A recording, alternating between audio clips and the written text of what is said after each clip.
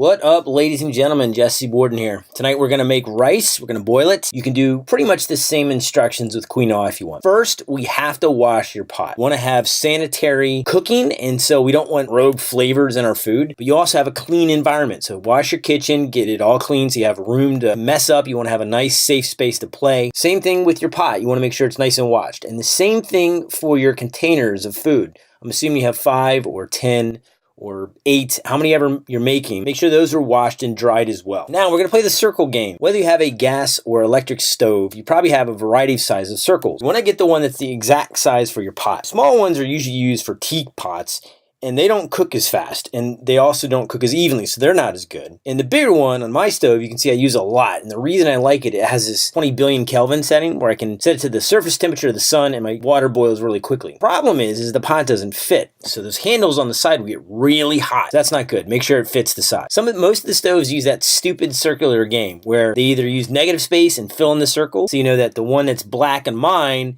is actually the one that you're supposed to use, where if you think positively, it's the other one. Bottom line is this circle on the bottom left refers to the bottom left of the stove, and the top left, so on and so forth. So turn that one as high as it'll go, and put the lid on the pot. Remember, the lid on keeps the heat, so we always want to keep the lid on the pot. If you keep taking the lid off, the water evaporates away, and it doesn't get hot as fast. Let's talk about measurements. I'm gonna make about 2 cups of rice here, or a little bit above a cup. So I'm gonna take the 1 cup of rice with a little bit of extra and a little bit of water, and I'm gonna overdo the water to show you what happens. Never underdo the water. When in doubt, just add a little bit more water, you can boil it off. Your rice will get a little chewy, but at least you salvage it. If you get it exactly right, it'll come up nice and fluffy. So we'll measure that 1 cup of water, pour, and then for me, I'm gonna measure 1/3 of a cup and then pour that in. I've actually overdid it a little bit. Put the lid back on, even though it's still warming up. You wanna put the lid back on. We haven't put the rice in yet, but you gotta put the lid back on to keep the heat. All right, go get your measuring cups, the little handheld cups. If you have a 1 cup, awesome. I have a 1/3 that's clean, all the rest are dirty, so I have to use the 1/3. So I'm gonna pour it 3 times in this guy, and I'm doing it over the bowl, so if I spill and make a mess, hey look, it falls in the bowl it was going into anyway. Once you're done, put the lid back on and watch it until it boils. Once it starts boiling, you take a look at it, turn the heat to low. On mine,